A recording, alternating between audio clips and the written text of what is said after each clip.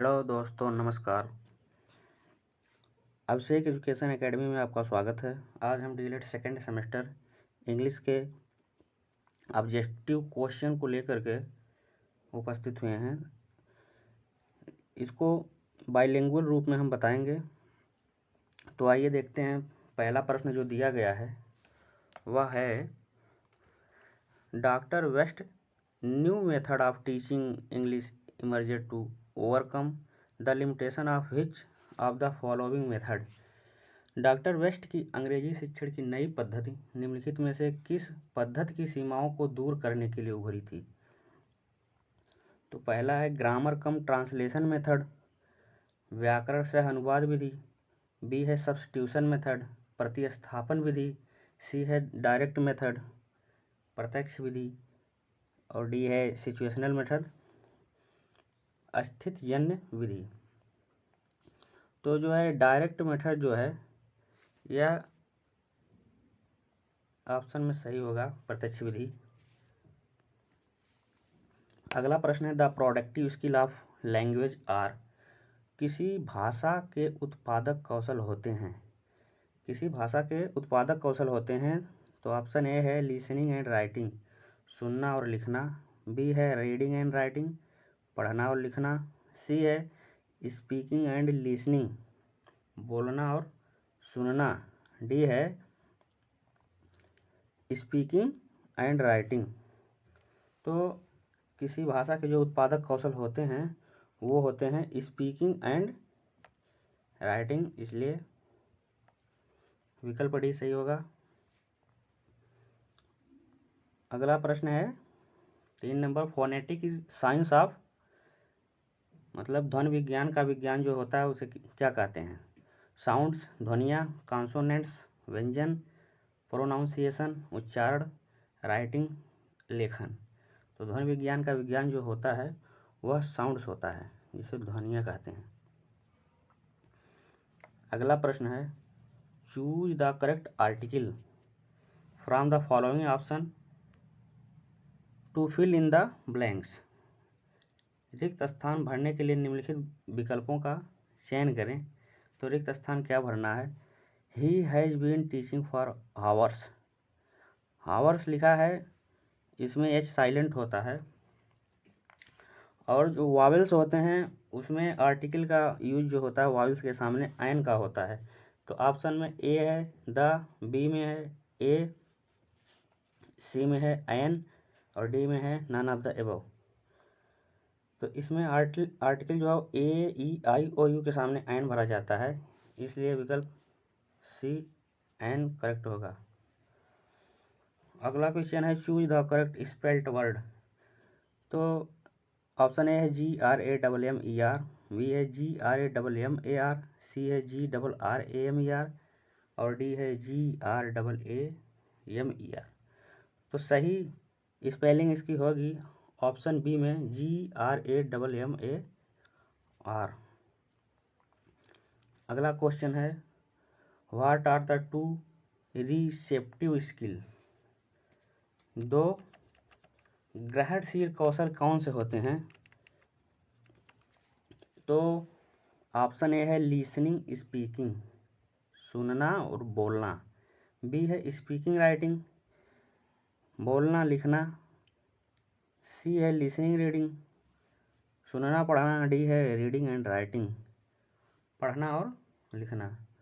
तो जो है जो दो ग्रहणशील कौशल होते हैं वो होते हैं लिसनिंग रीडिंग, सुनना और पढ़ना, इसलिए विकल्प सी सही होगा। अगला प्रश्न है 7 नंबर है, direct doctor west method mainly focus on. Doctor waste की मुख्य विधि निम्न पर किस पे केंद्रित है। तो रीडिंग माने होता है पढ़ना, लिसनिंग माने सुनना, स्पीकिंग माने बोलना और राइटिंग माने लिखना। तो डॉक्टर वेस्ट की मेन फोकस जो है पढ़ने पर होता है, ऑप्शन ए करेक्ट होगा। अगला क्वेश्चन है, choose the correct spelt word. अभी पहले आया था, तो इसमें GRAMMAR करेक्ट होगा। प्रश्न संख्या 9 है, what is the correct sentence what is the correct sentence structure of the English, अंग्रेजी की सही वाक्य संरचना क्या है। किसी वाक्य को जब बनाया जाता है तो उसकी संरचना क्या होती है, इस पर विशेष ध्यान दिया जाता है कि सब्जेक्ट होता है पहले या ऑब्जेक्ट होता है या वर्ब होता है, यही इसमें बताना है। तो ऑप्शन ए में है सब्जेक्ट ऑब्जेक्ट वर्ब, बी में है वर्ब सब्जेक्ट ऑब्जेक्ट, सी में है सब्जेक्ट वर्ब ऑब्जेक्ट और डी में है नॉन ऑफ एबव। तो सही स्ट्रक्चर जो होता है वह होता है पहले सब्जेक्ट होता है, फिर वर्ब हो जाता है, उसके बाद ऑब्जेक्ट हो जाता है। ऑप्शन सी करेक्ट होगा। अगला क्वेश्चन है write a sentence to show exclamation. Question number 10 है विस्मयादिबोधक चिन्ह को दर्शाने के लिए इसमें बताइए कि किस वाक्य में विस्मयादिबोधक चिन्ह है। तो विस्मयादिबोधक तो चिन्ह सब में लगे हैं, लेकिन इसमें विस्मयादिबोधक को पहचान करनी है कि किस वाक्य में है विस्मयादिबोधक। पहला ऑप्शन है I will go to school, मैं स्कूल जाऊंगा। दूसरा है how sweet is Payal, Payal कितनी प्यारी है। डी है उसके बाद है Kajal is a brilliant student, Kajal एक प्रतिभाशाली छात्रा है। अगला है वेदर इज हॉट, मौसम गर्म है। तो इसमें जो एक्सक्लामेशन होगा यह होगा how sweet is Payal, Payal कितनी प्यारी है, अर्थात ऑप्शन बी करेक्ट होगा। अगला क्वेश्चन 11 है phonetic is the science of, ध्वनि विज्ञान का विज्ञान होता है, अभी ये प्रश्न आया था। तो ध्वनि विज्ञान का विज्ञान साउंड्स होता है, ऑप्शन ए करेक्ट होगा। Next question 12, what is the three main functions of a language, किसी भाषा के तीन मुख्य कार्य क्या होते हैं। तो ऑप्शन ए है इन्फॉर्मेटिव एक्सप्रेसिव एंड डायरेक्टिव, सूचनात्मक अभिव्यंजक और निर्देशात्मक। बी है arbitrary expression natural and skill based, मनमाना अभिव्यक्ति प्राकृतिक और कौशल आधारित। सी है unique symbol reflective and imaginative, अद्वितीय प्रतीक चिंतनशील और कल्पनाशील। और डी है नॉन ऑफ दीज, इनमें से कोई भी नहीं। तो भाषा के तीन प्रमुख कार्य जो होते हैं वो होते हैं इंफॉर्मेटिव एक्सप्रेसिव एंड डायरेक्टिव, सूचनात्मक अभिव्यंजक और निर्देशात्मक। ऑप्शन ए करेक्ट होगा। अगला क्वेश्चन है 13, language is on off the most important and characteristic from the human behaviour, भाषा मानव व्यवहार के सबसे महत्वपूर्ण और विशिष्ट रूपों में से एक है, यह कथन किसका है। तो महात्मा गांधी जी, डॉक्टर आर.के. अग्रवाल जी, ग्लीसन का, नॉन ऑफ दीज, जिसमें कोई नहीं। तो भाषा मानव व्यवहार के सबसे महत्वपूर्ण और विशिष्ट रूपों में से एक है, यह कथन ग्लीसन महोदय का, ऑप्शन सी करेक्ट होगा। अगला क्वेश्चन है 14, how many syllable are there in the word लिखा है एग्जामिनेशन। तो एग्जामिनेशन जो वर्ड होता है अगर इसको हिंदी में लिखा जाए तो शुद्ध रूप से लिखते हैं एग्जामिनेशन, ठीक है। तो सिलेबल जो होता है वो वावेल्स होते हैं, vowels A E I O U, तो इसमें गिनती उसी की करनी है A E I O U। इसमें जो सिलेबलों की संख्या है ई को छोड़कर, क्योंकि ई जो है हिंदी में अगर लिखा जाएगा तो ए हो जाएगा, बाकी अगर गिनती कर लिया जाए तो 5 होगा, A I A I O, इसलिए ऑप्शन डी जो है, ऑप्शन डी करेक्ट होगा। अगला question 15, choose the correct article from the following options to fill in the blank, he has been teaching from for hours. तो hours जो है इसमें भी आर्टिकल फिल करना है, आर्टिकल दिया गया, हमने अभी बताया कि वावेल्स में जो है हमेशा आयन का प्रयोग होता है, आवर्स में एच साइलेंट होगा और O जो होगा ये वावेल्स हैं, तो वावेल्स में जो है आयन आर्टिकल लगेगा, इसलिए करेक्ट ऑप्शन सी सही होगा आयन। अगला question 16 who invented bilingual method, द्विभाषी पद्धति का आविष्कार किसने किया था? ऑप्शन ए है O Jefferson, B H E Palmer, C doctor professor C J Dodson, D none above, इनमें से कोई नहीं। तो इनमें से जो है बाइलिंगुअल मेथड द्विभाषी पद्धति का आविष्कार जो है प्रोफेसर सी जे डॉडसन ने किया था। ये ऑप्शन सी करेक्ट होगा। अगला क्वेश्चन 17 है choose the correct article, book you want is out of print. Article दिया गया है the, A and none of above. तो book you want is out of print, जो पुस्तक आप चाहते हैं वह छप चुकी है, इनमें जो है कौन सा आर्टिकल प्रयोग किया जाएगा? बुक एक वचन है, इसलिए इसमें ऑप्शन बी जो है करेक्ट होगा।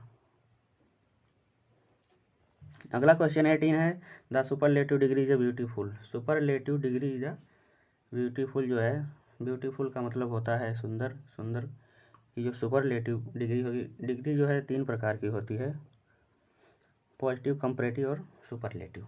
मूलावस्था, उत्तरावस्था और उत्तमावस्था। तो इनमें जो है सुपरलेटिव का जो उत्तम अवस्था जो होगी, ऑप्शन में दिया गया है most beautiful, more beautiful, beautifulest, none of above, इनमें से कोई नहीं। इसमें जो इसकी उत्तमावस्था जो है मोस्ट ब्यूटीफुल होगी, ऑप्शन ए करेक्ट होगा। अगला क्वेश्चन 19 है in which method is mother tongue use during the early stages to explain the meaning of new words, phrases, idiom, sentence, etc. नए शब्दों, वाक्यों, मुहावरों आदि का अर्थ समझने के लिए प्रारंभिक अवस्था में मातृभाषा का प्रयोग किस विधि में किया जाता है? तो डॉक्टर वेस्ट मेथड में, ऑडियो वीडियो मेथड में, बाइलिंगुअल या द्विभाषी विधि में, डी है लैंग्वेज गेम्स, भाषा खेल में। तो इसमें जो है बाइलिंगुअल मेथड में जो है मातृभाषा समझने के लिए प्रयोग किया जाता है, ऑप्शन सी करेक्ट होगा। अगला क्वेश्चन है choose the correct preposition, he did कॉलराज, वह हैजा से मर गया। तो हैजा के द्वारा अगर मर गया है तो इसमें जो है प्रीपोजिशन क्या प्रयोग होगा? तो इसमें प्रीपोजिशन जो है ऑफ का प्रयोग किया जाएगा, ऑप्शन भी करेक्ट होगा। अगला क्वेश्चन 21 है विच method is a Midway between translation, come grammar method and direct method. तो कौन सी विधि सह व्याकरण विधि और प्रत्यक्ष विधि के बीच का रास्ता है? तो ऑप्शन में दिया गया doctor West new method, bilingual method, Herbartian method, substitution method. या जो है इसमें से जो है बाइलिंगुअल मेथड जो होता है वह अनुवाद सह व्याकरण विधि और प्रत्यक्ष विधि का बीच का रास्ता होता है, इसमें ऑप्शन भी करेक्ट होगा। What is the full form of TLM, TLM का पूर्ण रूप क्या है? टीचिंग लर्निंग मटेरियल, शिक्षण अधिगम मामला। बी है टीचिंग लिसनिंग मटेरियल, शिक्षण श्रवण सामग्री। सी है टीचिंग लर्निंग मटेरियल, शिक्षण अधिगम सामग्री। नॉन ऑफ दीज या नॉन ऑफ एबव, इनमें से कोई नहीं। तो इनमें से होगा जो है टीएलएम का फुल फॉर्म जो होगा वह होगा टीचिंग लर्निंग मटेरियल। तो ऑप्शन सी जो है वह करेक्ट होगा। अगला क्वेश्चन है fill the correct preposition, we got difficulties. लिखा गया है वी गॉट डिफिकल्टीज, हमें कठिनाइयों में सामना करना पड़ा या हमें कठिनाइयों में पड़ गए। इनमें जो है कौन सा प्रीपोजिशन भरना होगा? प्रीपोजिशन भी अगर आप पढ़ेंगे तो 4 प्रकार के होते हैं। तो इसमें सिंपल प्रीपोजिशन जो दिया गया है इनटू का प्रयोग किया जाएगा, जो ऑप्शन डी में दिया गया है करेक्ट होगा। अगला क्वेश्चन 24 है what are the two productive skill. Two productive skill मतलब 2 उत्पादक कौशल क्या हैं? 2 उत्पादक कौशल कौन कौन से होते हैं यही देखना है। Listening skill and reading skill. सुनने का कौशल, बोलने का कौशल, इसको पढ़ने का भी कौशल कहते हैं। बी है स्पीकिंग स्किल, राइटिंग स्किल, बोलने का कौशल और लिखने का कौशल। सी है listening skill and speaking skill, सुनने का कौशल और बोलने का कौशल। डी है reading skill and writing skill, पढ़ने का कौशल और लिखने का कौशल। तो जो दो भाषा के उत्पादक कौशल होते हैं वह होते हैं speaking skill and writing skill. Option B इसमें जो है करेक्ट होगा। अगला क्वेश्चन है 25 a language can be acquired through. किसी भाषा को निम्न माध्यम से कैसे सीखा जाता है? एक्सपोज करके या मोटिवेशन करके या रिपीटेशन करके या ऑल ऑफ द अबव, मतलब एक्सपोजर द्वारा, प्रेरणा द्वारा, या रिपीटेशन मतलब पुनरावृत्ति द्वारा, या इनमें से सब। तो किसी भाषा को सीखने के लिए जो है इसमें से जो option all of the above है सही होगा, सभी होगा। 26 है what are the two productive skill. अभी हमने बताया है कि दो प्रोडक्टिव स्किल क्या होते हैं। तो स्पीकिंग और राइटिंग जो होते हैं वो प्रोडक्टिव स्किल होते हैं। तो इसका ऑप्शन बी जो है करेक्ट होगा। द एम 27 है the aim of the teaching a second language should not be. दूसरी भाषा सिखाने का उद्देश्य यह नहीं होना चाहिए। अगर हम पहली भाषा सीखे हैं फिर दूसरी भाषा सीखते हैं तो उसमें क्या नहीं होना चाहिए। तो आज देखते हैं, ऑप्शन ए में दिया है to understand the language spoken, बोली जाने वाली भाषा को समझना। तो दूसरी भाषा सीखने के लिए सही होता है। बी है to read the language with comprehension, भाषा को समझ कर पढ़ना। और सी है to forget the mother tongue, मातृभाषा को भूल जाना। ये उद्देश्य नहीं होता है। और डी ऑप्शन है to write the language correctly, भाषा को सही ढंग से लिखना। तो इसमें सी ऑप्शन जो है to forget the mother tongue, पहली भाषा को जो है भूलने का ये उद्देश्य नहीं होता कि दूसरी भाषा अगर सीख रहे हैं तो पहली भाषा को भूल जाएं। इसलिए ऑप्शन सी करेक्ट होगा। अगला क्वेश्चन 28 है which composition provided student for free thinking. कौन सी रचनाएं विद्यार्थियों को स्वतंत्र चिंतन प्रदान करती हैं? ऑप्शन ए है राइटिंग कंपोजिशन, लिखित रचना। ऑप्शन बी है ओरल कंपोजिशन, मौखिक रचना। ऑप्शन सी है गाइडेड कंपोजिशन, निर्देशित रचना। ऑप्शन डी है फ्री कंपोजिशन, मुक्त रचना। तो विद्यार्थियों को जो है चिंतन का जो स्वतंत्र चिंतन होता है उसका अवसर जो प्रदान करती है वह मुक्त रचना, जिसको फ्री कंपोजिशन कहते हैं। ऑप्शन डी करेक्ट होगा। अगला क्वेश्चन है 29 objective of teaching poetry is. कविता पढ़ने का उद्देश्य क्या होता है? इंजॉय होता है, आनंद लेना, या कॉम्प्रिहेंशन मतलब समझ, या ऑप्शन सी है अप्रिसिएशन मतलब सराहना, या ऑल ऑफ दीज इनमें से सभी। तो कविता पढ़ने का जो उद्देश्य होता है वह क्या होता है? कविता पढ़ने का उद्देश्य जो होता है वो होता है ऑल ऑफ दीज इनमें से सभी, इंजॉय करना, कॉम्प्रिहेंशन, अप्रिसिएशन, ये सब होता है। इसलिए ऑप्शन डी जो है वह करेक्ट होगा। अगला क्वेश्चन 30 है हु इन्वेंटेड बाइलिंगुअल मेथड। द्विभाषी पद्धति का आविष्कार किसने किया था? ऑप्शन ए है H.E. पाल्मर ने, बी है डॉक्टर वेस्ट ने, सी है डॉक्टर प्रोफेसर C.D. डॉटसन ने, और डी है O. जेफरसन ने। तो द्विभाषी पद्धति जो अपनाई थी वह प्रोफेसर C.J. डॉटसन ने अपनाई थी। C option is correct. अगला क्वेश्चन है 31 new method is related to. New method मतलब नई विधि किससे संबंधित है? डॉक्टर वेस्ट से, H.E. पाल्मर से, या प्रोफेसर C.J. डॉटसन से, या ऑप्शन डी है O. जेफरसन से। तो न्यू मेथड जो होता है नई विधि, यह किससे संबंधित है?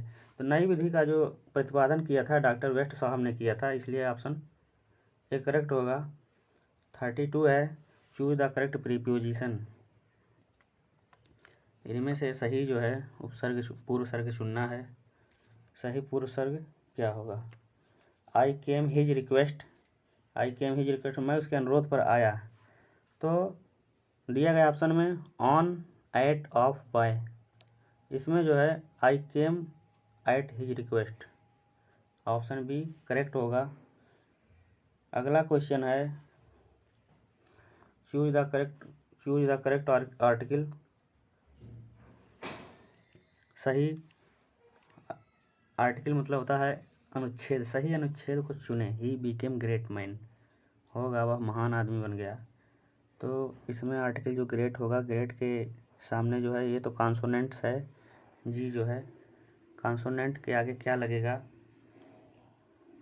तो कॉन्सोनेंट के आगे जो है हमेशा ए या द लगता है, यहाँ पे ए लगेगा, एक वचन है, सिंगल नंबर। अगला question 34, rearrange the following words, इसमें अरेंज करना है। टुडे लिखा है, नेचर लिखा है, मैन प्लेइंग विथ, इसमें कैसे कैसे लिखा जाएगा, ऑप्शन भी इसमें सही नहीं, सॉरी। तो इसमें अरेंज करना है, इसमें अरेंज करना है man today playing with nature, man is today होगा man is today playing with nature. तो ऑप्शन में दिया है man is today playing with nature, आज प्रकृति के साथ मनुष्य खेल रहा है, इसमें ऑप्शन में हो जाएगा सी ए डी और बी, ये ऑप्शन सही होगा। इसमें जो है ऑप्शन में टाइपिंग मिस्टेक हुआ है। अगला क्वेश्चन 35 है, who invented bilingual method, bilingual method का मतलब होता है द्विभाषी विधि या द्विभाषी पद्धति। तो ऑप्शन ए है सीजे डॉटसन, ऑप्शन बी है नेस्टफील्ड, ऑप्शन सी है रेन, ऑप्शन सी है शाह। ये 4 वैज्ञानिकों के नाम दिए गए हैं कि द्विभाषी पद्धति का जिसने आविष्कार किया था वह कौन था। द्विभाषी पद्धति का जो आविष्कार किए थे वह सीजे डॉटसन सर थे, ऑप्शन ए करेक्ट होगा। अगला क्वेश्चन 36 है, विच of the following in the possessive case, possessive case का मतलब होता है स्वामित्व का मामला, स्वामित्व का मामला क्या होता है, ऑप्शन ए है आई, मतलब होता है मैं, ऑप्शन अगला है हु का मतलब होता है किसको, ऑप्शन बी है होम माने कौन, बी का ऑप्शन होम मतलब होता है किसको, और हु का मतलब होता है कौन, ऑप्शन डी है हुज माने किसको, किसका। तो इसमें से ऑप्शन डी जो है करेक्ट होगा, स्वामित्व का मामला जो होता है। 37 है, which letter are silent in the word whistle, whistle word जो है इसमें दो वर्ड जो हैं साइलेंट हैं, तो बताना है कि 2 वर्ड कौन कौन से साइलेंट है। इसमें एक वर्ड जो साइलेंट एच है और दूसरा टी है, इसको लिखा है विस्टल लेकिन पढ़ा जाता है विसल, ये होता है। तो इसलिए जो ऑप्शन बी है वह करेक्ट होगा, क्योंकि एच और टी दोनों साइलेंट होंगे।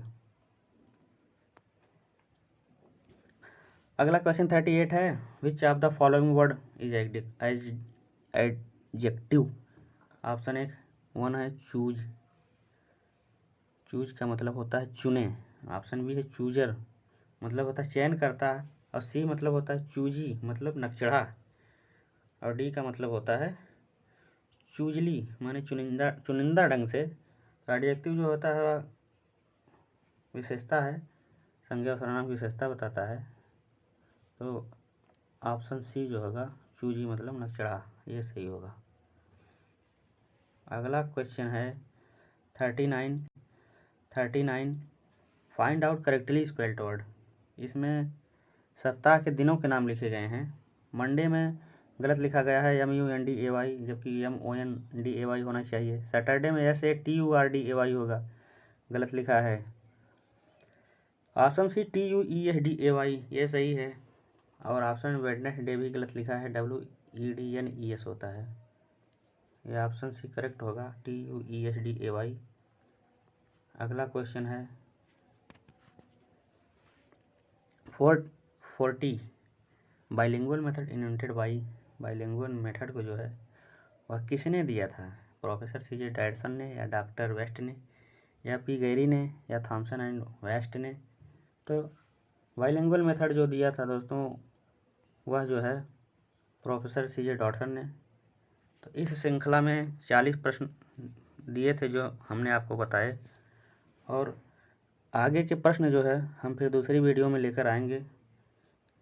और अगर यह वीडियो पसंद आई हो तो आप अपने और मित्रों के पास तक शेयर अवश्य करिएगा, जिससे आने वाली परीक्षा में उपयोगी सिद्ध हो सके।